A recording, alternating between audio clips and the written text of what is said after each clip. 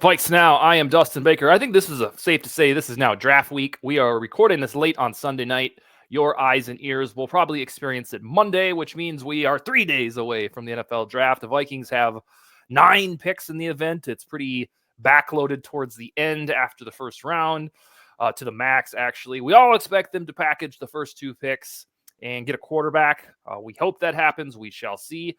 We have a couple repeat guests on. I want to say about 5 months ago, I talked to Jake and KSG, both active on Vikings Twitter. We were at we didn't know it, a real pivotal spot in the Viking season last time we talked. Mm-hmm. It was right before the Dobbs trade. And I mean, at the time the playoffs were looking achievable, then they weren't. But now we're fast forwarding all the way to the draft. And I want to get these gentlemen's offseason takes. So far, we've got 15 weeks of the offseason in the books. And then, of course, what they expect from the draft, what they want from the draft. I'm here with my typical primetime co-host, Brevin Bain. Brevin, how are you, man? I'm doing great. It's Sunday, right? I know, like on yeah. Thursday, I said it was Saturday, so I'm just trying to get my days back together. I went through half of today thinking it was Monday, really? And then it got to like 4 o'clock, and I'm like, oh, damn it, it's Sunday. It's actually one day further away from the draft, but we recovered. I hear you, man. Well, let me give you this hint. When you eventually get some kids, get a wife, then you're going to remember the days. They're not going to run together. It's very defined. Like I knew beyond the shadow of a doubt today wasn't a Monday because my kids were at home. Mm-hmm. So for better or worse, you got that to look forward to. All right, let's kick things off with Jake and KSG. Whatever you want to ask Brevin, you can start with whichever man you want to ask. Go for it. Yeah, I guess I'll just eeny, meeny, miny, mo, KSG. I think we all know what we want out of this draft, so I won't ask the obvious what one of your draft desires is, because the quarterback is kind of obvious. So what's something else you're hoping to get out of the 2024 NFL draft for our Vikings?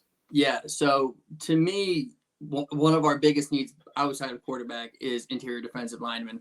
And my strongest desire, I don't know how likely it is, but is somehow keeping that second first-round pick and getting Byron Murphy from Texas. I think that guy is going to be an absolute monster at the next level. And depending on who they want, if they want him or Newton, I think if they can somehow come away with their QB of the future and one of the top interior defensive linemen, this offseason is going to be a home run. So defensive tackle is after quarterback is your foremost priority. Is that fair to say? Okay. Yes. Yeah, there was the rumor, what was about a week or two ago, that they wanted to keep their 23rd pick. Yeah. And we're all like, well, duh. Of course they want to. Yeah. I don't know how they'll do that. They'd have to probably start to bleed into like pick swaps. If they're going to give the 2025 first, 2026 first, then they're going to have to maybe get a second in return. That's the only way that I could see them. The way that I kind of see it falling out is if, say, May goes to the Commanders or the Patriots won't budge on a trade, and somehow you get McCarthy to fall to even you at 11, or you just move up a little bit so you can keep 23. I think that's the only scenario where that happens. But I mean, I'm a McCarthy guy through and through. So that's kind of my ideal world. Okay. Yeah, I'll give later this week, I have a couple live on-air mock drafts at a couple places, so I was getting a little bit prepared because usually I'm so Vikings fixated. Yeah. So I sat down on multiple simulators and monkeyed around with them. And I kid you not, the first one I did, because I had the Vikings trading up to get Drake May, I forgot about J.J. McCarthy until I got to the Broncos pick. And I know that's probably not going to happen because the Broncos or Raiders will raise heaven and earth to get up the draft board. But it was the only time this draft cycle that I had an epiphany where I was like, oh, that's how that would work. Because we had last night on Amir from Vikings Twitter, and he was correct that after you get past the hump of the Giants, like they alleged quarterback, then it's kind of like this ghost period of teams that need quarterbacks. Yeah, so tip of the cap to Amir. It's like a game of chicken between the Vikings, the Raiders, and the Broncos of who's trading up for them. Mm-hmm. Yeah, that's basically what you see. Yeah, and I think the only problem for the Raiders and Broncos is the Chargers at number 5 because I highly doubt they're going to hand our boss guy on a platter to a rival. And Jake, I want to say, yeah, go ahead. no, just real quick. I wanted to jump in. I don't want to applaud KSG because, like, if the Vikings don't pick a quarterback in the first round, however way that happens, I would be okay because I know KSG. I don't know if you'd be okay with this. You mentioned with the second pick in the first round, if they kept 23, taking Byron Murphy, I'd be cool with it at 11. To be honest, like I'm on the record. Go ahead. I don't disagree with you. I think that I think he's going to be the best defensive player in the draft. Me too. Like, and that's exactly what I was going to say. That's exactly what I was going to say. Like, I don't know if you guys have ever heard of Bruce Feldman. I think he's a writer for The Athletic. He does a freaks list every year. He had Byron Murphy at number 18. He was clocked at 18 miles an hour full sprint on GPS. And he did like a 455-pound front squat and power clean to 375. He could have gone heavier, but the strength coach Torrey Beckton at Texas said no, do not. So he could have gone heavier. He's the only defensive player in this draft that I believe is a can't miss prospect. Okay. Me too. Yeah. All right, Jake, let's hear your draft desires before we move on to some draft sleepers. Yeah, so outside of quarterback would also have to be Byron Murphy, but I guess, since we were just talking about that, I'm just going to pinpoint because we've seen all these rumors regarding the quarterback. Like, who is it going to be? McCarthy, May, maybe Jaden Daniels, and you have all this different speculation of eventually who it's going to be. And personally, like, I think I just have full confidence in our front office and KOC staff right now because it's some points I've seen that are good are like, KOC and Kwesi really need to hit like a home run essentially because if they don't, it's their job's on the line. So I personally, like, regardless who we get, I like McCarthy, I like May, but if we don't get either of those guys, say we get Daniels or maybe Bo Nix, it's like, you know what? It kind of is what it is. They're wearing purple and gold, and I'm going to support it no matter what because I just have full confidence in this staff. It's a huge difference from what we've seen with Mike Zimmer, right? Someone who never wanted to talk with his quarterback to one who actually does. That's where I'm at, too, on quarterback. Yannick Eckhart, who's been on the show somewhat frequently from Germany, I've talked to him privately about every quarterback outcome, and the only one I basically said to him, if it's Bo Nix, how long will it take for us to be like, all right, well, yeah, I can see the light at the end of the tunnel? Because unlike Brevin, I don't have a major beef with Michael Penix. I like the ways he throws the ball. I don't want him as the quarterback, but if that is their master plan, I'll be able to warm up to it faster than Nix. I think my biggest problem with Nix, other than the tape itself, is every single person that comes on the show is like, no. And it's like the one guy they say that about. And so it's going to be like 15 people that are wrong if Bo Nix turns out to be good. Jake, I'm going to stick with you. What about some draft sleepers? Not necessarily in the first round, but dudes that are undercover, probably on day 3 when the Vikings have a pick bonanza. Listen, I'm going to be completely honest. I haven't looked too much into the into the players and whatnot. I think it's mainly just because, like, I think we're going to be packaging up and whatnot. Mm-hmm.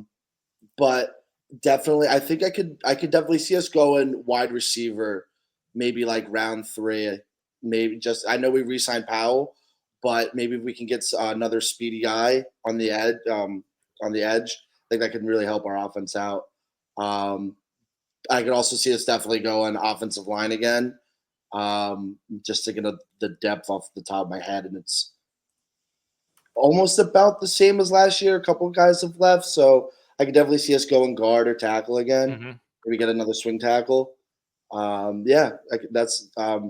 That's where I'm definitely leaning towards. Okay. On wide receiver, this show has been vocal from various guests, Josh Fry especially, Jamari Thrash in round blah, blah, blahs Saturday, basically. A lot of people like Luke McCaffrey because of the bloodline or the legacy, whichever adjective you want to use. And then I tweeted this sometime last week. When we get to spring or summer, basically early summer, if you believe in last year's depth chart, the Vikings had 16 offensive linemen, and they have 9 right now. So you are about to see more than a half dozen offensive linemen come onto this football team, and it probably won't be like 7 dudes from undrafted free agency. That's why one of my, I guess it's not really exciting, but draft prediction is that they pick 2 offensive linemen and maybe 3 in this draft, especially if they end up with 9 or 10 picks, because that's for the roster. It needs the bodies.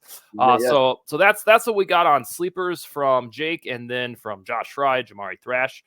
KSG, what about your draft sleepers? You got any you want to lift up for the group? Yeah. So he's not a sleeper. He's very well known. Spencer Rattler. I would much rather take a flyer on him than Bo Nix or Michael Penix, personally. But from a true sleeper, Quantez Stiggers is my guy. I'm obsessed with the idea of him becoming a superstar. I don't know if you know a lot about him, but he came on the top 30 visit. The dude's story's great. He didn't play any college ball whatsoever. He ended up doing the Fan Controlled Football League, and then went to the CFL and won Rookie of the Year with 6 interceptions. He's kind of known as a ball hawk up in Canada. Has elite athletic scores, and the thing about him is he's super raw. He doesn't play a lot of man coverage up in Canada, so I think that if he can come in, be in the right environment, he can really explode at the next level.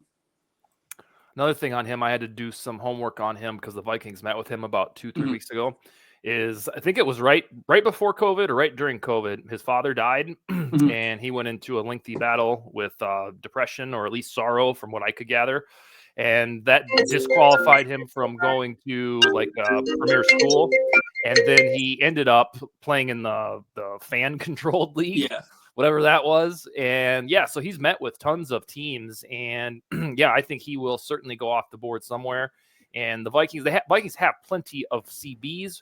But after there's 5 of them that are pretty good, decent, we think. But they don't have like a surefire one. So this one would plan for the future. Yeah, and Stigger's name has been referenced here and there. And he actually met with the Vikings. So that's a good one. Brevin, you got any sleepers you want to get off your chest before we move on to the next item? Yeah, actually, looking at LSU defensive interior, might be a defensive end and like a 3-4 in the NFL. Is going to be Mason Smith. Out of LSU. This dude is 6'6", 300. So like he's large. He's pretty substantial of a human being. Again, I don't know if you want to be that tall at the defensive interior, because that's just asking to get somebody to get up under you and get kind of boxed out of the play. But I think he's something, especially like Brian Flores, if he can get a hold of an athlete like him. Again, referencing the freaks list. He was number 12 this year because he ran like 19.5 miles an hour, had an 11-foot broad jump. But yeah, that's a guy I wouldn't mind taking a flyer on. He'll probably go 6th or 7th round, something like that. And then also I want to mention, just if you're thinking sleepers, like a really easy one, Thor mentioned it with us a couple days ago. If somebody takes a running back in like the top 50, I think he said the GM needs to be fired. So I think running backs. He said like that second too. Yeah, exactly. Yeah, like he's like get out of the building when they send the pick in. So I think running backs is a really easy position to kind of look at, because I don't think the GM should be fired on the spot. I know he's mostly kidding when he said that, but I think that's just a really easy position to see. Because again, I did a 3-round mock earlier because I was bored and I didn't have any running backs going top 60. Wow. So just it's a pretty easy position to kind of pick if you need a running back, especially on a team like Minnesota that only has Aaron Jones for a year. So on Mason Smith, the Vikings met with him via top 30 visit. And for anyone that cares, I put him in my predictive mock draft. So every year I do one where I predict the picks. I think last year I got 1 or 2 right. But Mason Smith was one because Kwesi seems to like LSU dudes. And Mason Smith was pretty high up there. Like this time last year when everybody were like, all right, we're done with the 2023 draft, we're going to 2024. And he must have had a pretty quiet season because he was projected as a high rounder. So keep him on the Vikings radar because they've already met with him. They like LSU dudes. They need a defensive tackle.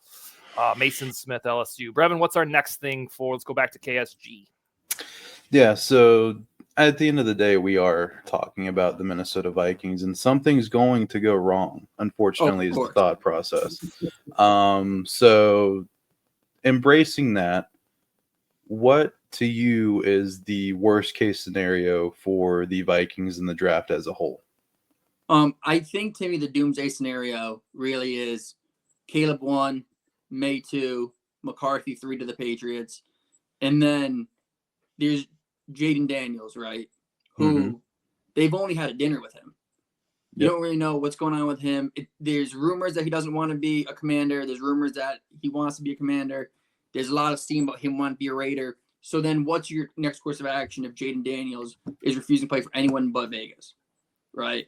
So then you're at 11. This when you fall down to 11. Just say Daniels is off the board. I mean, Brev, you and I talked about Byron Murphy. 100% okay with taking that.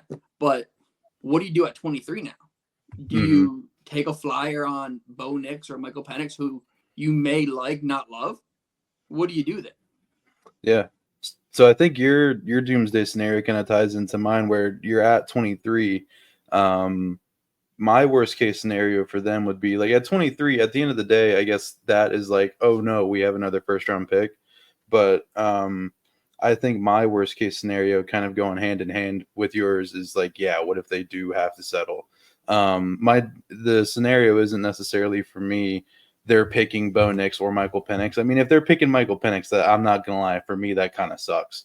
But I don't disagree.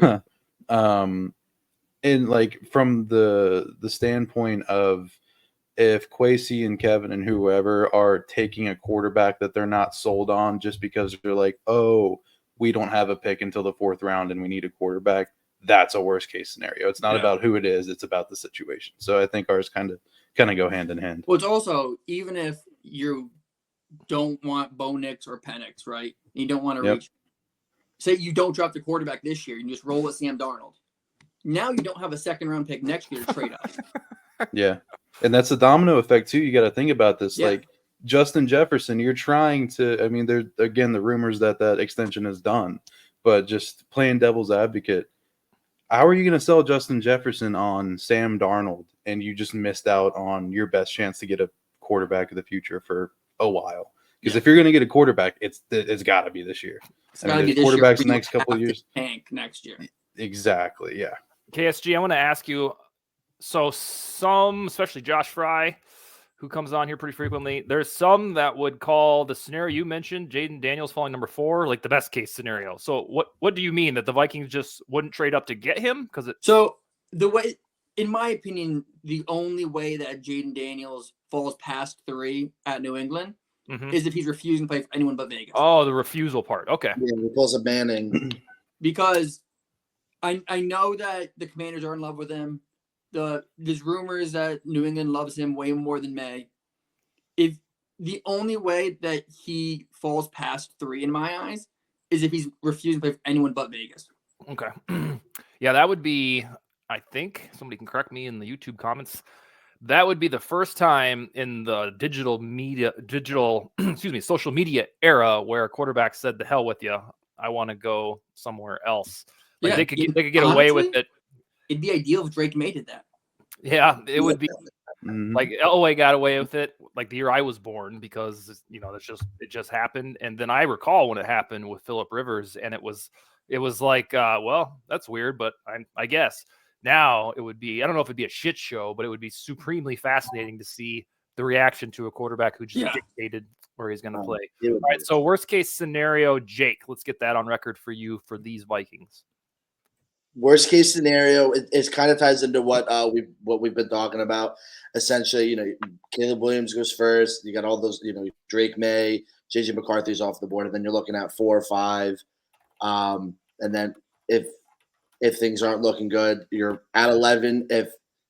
If Byron Murphy's there, that's great. We established that's good. And then you're looking at 23.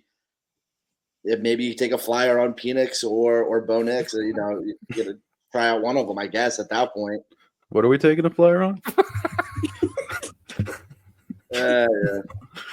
He's been on the group chat for too long. Yeah, my worst case scenario, think we brought this up, Brevin, about a month ago, is that they basically do the Vikings thing from the last 40 years where it turns out when the dust settled or the smoke settled that Sam Darnold was their solution, and they hedged the bet by drafting Jordan Travis, just like Kellen Mond or Jared Hall. And then that's the thing.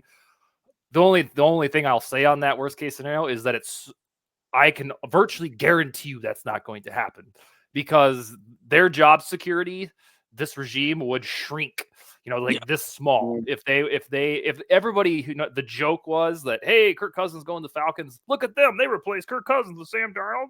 I spent like a day telling people that, that's bullshit. That take that you have is stupid. Like, the guy is a patch over quarterback. They're going to draft their rookie. If all they do is draft Jordan Travis or Michael Pratt, because I don't even think Rattler would be even remotely available at pick 108. Yeah, then we'd be back to pretty much what the Vikings have done, with the exception of Culpepper and Bridgewater and Ponder, where when I started watching, they would find somebody like Sam Darnold, and that would be the way that they'd fix things. The good part, I guess, again, is I just don't see it happening. All right, let's wind this down. As viewers can understand, my favorite topic is getting everybody's actual predictions. So, Jake, we are really only about 3 to 4 days away. So I want to know, take your wish list and throw it out the window. Tell me what you expect for draft night in round 1 from the Vikings. Again, everything that's been established while we've been talking, I just don't see a scenario where we don't trade up. I firmly believe that we're going to trade up either 4 or 5, and we're either going after McCarthy or Drake May. One of those two guys is going to be a quarterback for the Minnesota Vikings come Thursday. Do you want to circle one of them, or are you just going to leave it? I'm gonna go. I think I'm going Drake May right now based on some things that I've seen. It seems like we're higher on Drake May, so I'm gonna go Drake May. All right, that's what I have for a prediction, and I've said pretty frequently that it's evenly split in terms of what I think will happen. But the kicker for me is always that damn Josh McCown hire. When I have them at 50-50, it shoves me over to say, God, it's really weird that they hired McCown, then hired his old teammate and Sam Darnold to be the patch over quarterback. Hey, by the way, this guy coached May in high school. It just seems like there's a little bit too much tinfoil hat there for that one to be fake. So that is my official prediction. They will give up the King's ransom with the Patriots. And then May will probably sit for most of 2024. I honestly, because I believe in what Sam Darnold can do to an extent, I don't think it's going to be one of those seasons where we're 1-7 and we're like, oh, we have to play Drake May. I think if they could get to 7-10, which isn't good, but isn't, atrocious, with Dobbs and Mullins and Hall, and then 4-4 version of Kirk, I think that Darnold can make this thing competitive. Basically, a traditional Vikings season that we were pretty familiar with. Like, hey, they're 6-6, and it's December 1st. 500 football team, baby. Yeah, and then the good part, conversely, is the springboard to that will be like, all right, well, thanks, Sam. Now the guy is ready, and at this time next year, we'll be sizing up, what draft picks are we going to get to surround Drake May, who looks really good behind the scenes, that type of thing. Brevin, what was your formal prediction in case viewers are just tuning in for the first time?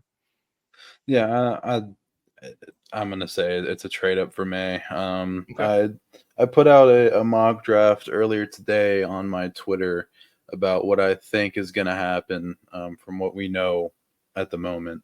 And I had us trading up for Drake May. And on the PFF thing, you can only put like so many first round picks on there. So Patriots Twitter has found it, and idiot me. I've been on Twitter for 10 years, and I didn't think to be, hey, it didn't let me put that many first round picks. So we only traded like 3 first round picks, and we got like a 4th and 6th round pick back. So Patriots Twitter's having a tantrum. Probably my phone's still blowing up from it right now, but hopefully they'll build a bridge about it. But yeah, I've got them trading up to 3 for Drake May. And then really after that, they're sticking and picking from 4 through 7 with maybe a couple trades in there. But I think Drake May is going to be the guy. I really wouldn't mind May or McCarthy, but it's not what I want. It's what Kwesi and Kevin want. Yeah. The funny part before we get to KSG's draft prediction is I pull from all the mock draft simulators so I can be my version of informed. And I swear the trade that Patriots fans will concoct, or even only 3 first rounders, you have to force the machine to do it. You can't it's not fair for the Vikings. And so that's when you just do the regular trade with 3 first rounders. When you start adding this other shit, it's like, it's not, you can't do it.